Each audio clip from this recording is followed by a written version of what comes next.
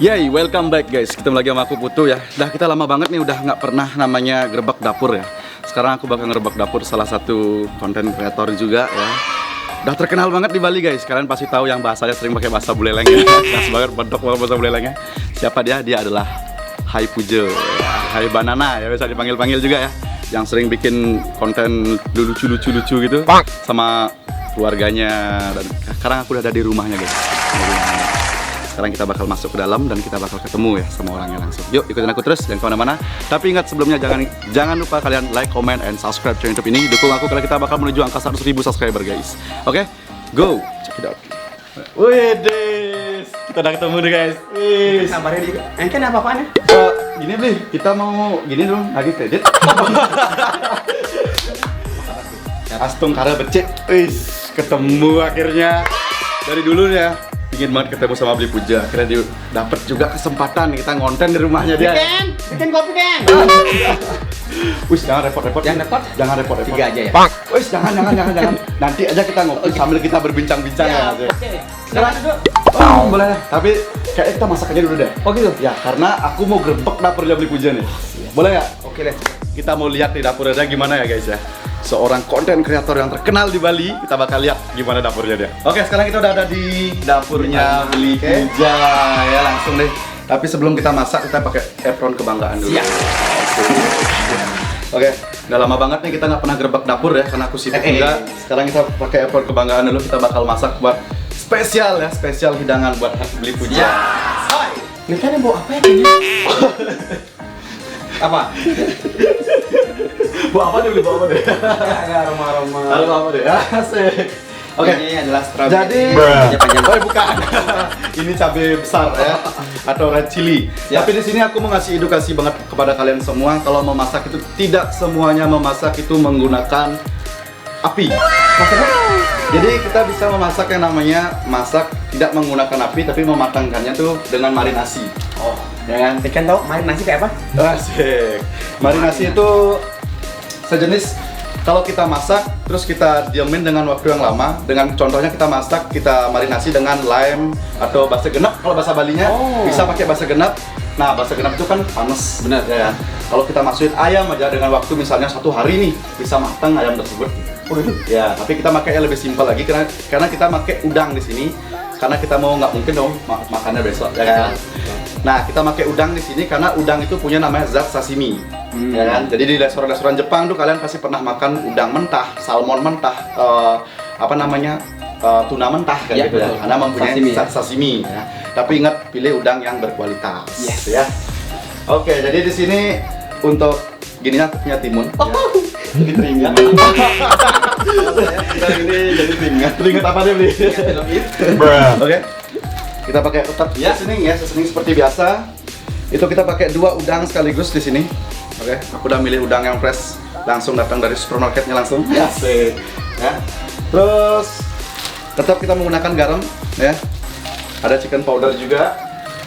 Terus di sini juga aku punya namanya tomato cherry ya, sebagai peneman nanti di sana dia Apa tomato cherry? Tomato cherry kan tomat tuh banyak jenisnya. Yang ini yang kecil-kecil ya, anak tomato cherry namanya. Tomat ya kan? Oh iya. Tomat jenik kan aja. Ya. Nah, sebagai alat marinasinya nanti kita bakal pakai ini. Lime ya. Kita pakai lime, terus yang terakhir kita ada mayones. Ini. Yes, hand body ya. Bukan yang body. Jadi semua barang di sini yang kita pakai itu bukan endorsement ya. Siap. Ini benar-benar real kita beli semua. Oke, sekarang kita bakal masak dulu. Udangnya kita bakal marinasi dulu. Ya. Kita bersihin udangnya satu-satu. Dan ingat, udang itu mempunyai amis ya. Amis air laut tuh beda banget. Kayak ada asin garam dan asin air laut tuh beda banget ya. Jadi bukan maksud asin garam kan sih. Asin dari tubuh ikan atau udang itu beda banget ya. Sama namanya kita kasih asin garam itu beda ya. Karena di sini kan dia punya lendir ya kan. Tapi nanti kita lendirnya bakal kita ilangin dulu. Caranya adalah kita menggunakan garam. Jadi kita cuci 2 kali untuk menghilangin bakteri juga ada di sini. Nah, buat kalian yang ada di rumah juga, cara penyimpanan udang gitu yang benar adalah kalian harus simpan di dalam suhu 18 derajat Celcius. Jadi udang tersebut dia nggak bakal bisa rusak guys. Gitu. Dengan 18 derajat Celcius. 18 derajat Celcius. Contohnya ayam ya. Yang paling riskan tuh ayam karena mempunyai bakteri salmonella ya. Kalau kita makan itu sakit perut. Itu hati-hati banget. Nah, dia nggak punya zat sashimi sama sekali ya karena dia termasuk daging putih ya kan. Nah, sekarang kalau misalnya ayam itu kalian taruh di luar dalam lebih dari waktu 10 menit, kualitas ayam itu sudah tidak layak untuk dimakan. Oke, jadi udangnya udah aku bersihin. Yes. Seperti ini, sekarang kita bakal cuci dulu. Cuci dia kembali. Nih, aku bakal cuci biar dia benar-benar bersih. Seperti aku bilang tadi, dia punya lendir-lendir ya. Yang ini bukan rasa asin dari air laut ya. Tapi memang benar-benar ini lendir ya. Dari ini ya, hewannya ya. Iya, betul. Oke. Nah, di sini juga aku mau ngasih satu edukasi juga buat kalian ya. Dimana kalau kalian makan udang di sini, kulitnya tolong jangan dibuang guys ya. Karena kulit dari sini tuh kalian bisa olah jadi mirepoix ya. Nanti videonya bakal aku kasih tutorialnya cara membuat mirepoix dari ini. Karena kita bisa membuat prawn mayo ya kan. Jadi semua bahan tuh kalau Master Chef Australia bilang rezeki ya guys ya, jangan sampai buang-buang gini. Kulit wortel pun kita masih bisa pakai. Oke, nih aku bersihin. Terus aku bakal kasih garam dulu ya. Garamnya kita baru beli. Ya, ini tawang main kan kebersihin tadi pangkat nang asugi Aman. Kalau kita misalnya kasih tahu dulu kontennya kan kita nggak gerebek namanya guys ya. Ini mau kaburan gini kurang laki ngerengkang dia ya. Enggak, tadi kan kita biasa nawi sebelum main melange pangkat nang asugi gitu. Jadi di sini aku mau ngelihat Beli Puja itu kesehariannya Beli Puja itu seperti apa gitu. Sambil aku masakin Beli Puja juga. Oke. Nah, ini kan karena kita kasih garam, nih kita udah diamin. Nanti airnya itu bukan air dari gini ya, airnya dia bakal turun. Nah, nanti kita bakal cuci ulang lagi, baru kita giniin untuk menghilangin rasa amis guys. Nah, ternyata aku baru tahu juga Beli Puja itu nggak suka namanya makan ikan. Benar, Bli? Betul. Kenapa tuh, Bli? Emang dari kecil nggak makan ikan? Dari kecil nggak makan ikan? Makan seluruh ikan. Udah, aku ya orang nggak pernah belut. Semua saya nggak pernah. Berarti jenis-jenis ikan-ikanan nggak pernah? Semua ikan laut, semua ikan nggak pernah makan. Karena amis gitu dia. Awalnya mungkin dari amis, kemudian Ya. akhirnya nggak pernah mengkonsumsi sama sekali. Oke, kalau untuk menghilangin nih teman-teman di rumah juga nih mau ngilangin rasa amis di ikan tuh gimana caranya, kan banyak banget tuh sashimi kenapa sih nggak amis gitu ya? Karena dia menggunakan lime ya, menggunakan lime. Kalau misalnya ikannya kalian mau matangin tapi biar rasa tidak amis ya, banyakin aja rempah masukin dalam banyakin rempah gitu ya. Pokoknya kalau udah kalian rempah banyak masuk, amis itu bakal hilang gitu. Karena sebenarnya dari zaman dulu Bali itu sudah punya yang namanya sashimi. Contohnya lawar getih. Lebih ekstrim pada Jepang punya, bener nggak? Bener. Ya kan? Tapi kenapa sih nggak takut ya? Getih itu loh penyakit, Betul, penyakit betul, yang paling banyak ya kan. Tapi sebenarnya gini, zaman dulu orang buat lawar getih itu menggunakan cengkeh, menggunakan yang panas-panas lah ya. Kalau di Bali dibilang wasuwangen ya. Isen yang itu ya? Iya, jadi otomatis yang membunuh. bakterinya dia sudah hilang gitu. Contohnya masakan Jepang, kita makan sashimi pasti menggunakan namanya wasabi. Wasabi, fungsi dari wasashimi adalah menghilangkan bakteri yang ada di dalam kandungan itu. Gitu. Oke, jadi sekarang kita bakal taruh dulu di chiller. Boleh Kam ya? Titip dulu ya. Oke. Taruh di chiller. Wih, kita sekarang dapat kesempatan buka kulkasnya Beli Puja. Mimi, bok saja misi bro. Sana. Wih, bok saja misi. Udah deh. Bawang mau mekot-kot. Wih, siapa masak biasa di rumah? Istri saya. Wih, istri masak. Berapa punya istri nih? Oh, satu. Kalau anak dua. Anak 3. Anak tiga. Oh. Anak 3. Istri nggak nambah lagi? Oh. Satu aja. Oke, sekarang kita bakal buat pendampingnya ya. Pendampingnya Iya. kita bakal pakai red chili atau cabai besar. Ya, satu aja cukup. Nah, di sini yang bikin enak itu aku paling suka banget yang namanya tomato cherry. Tomato cherry pasti dah kita pakai lebih banyak. Dan banyak banget nih sih. Kan sekarang kan aku lagi masak nih temanya Japanese ya.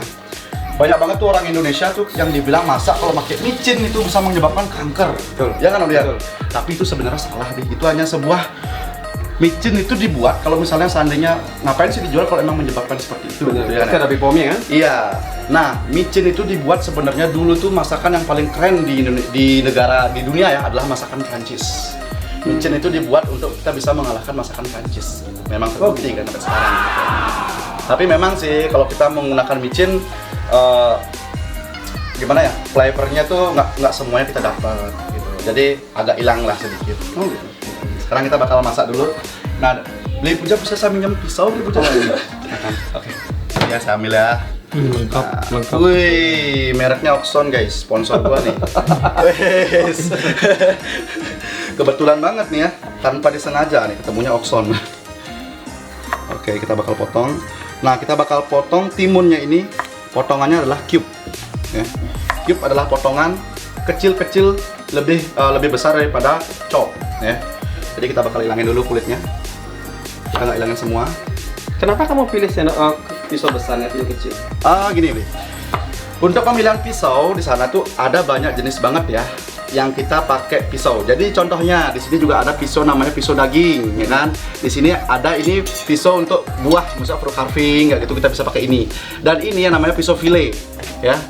Nah, ini juga sama dengan pisau fillet karena saat memilih ikan tuh lebih gampang. Nah, kalau di sini ini pisau Oxonnya memang udah didesain bagus banget sama gininya. Karena apa? Karena kalau kita milih pisau itu usahakan ininya lebih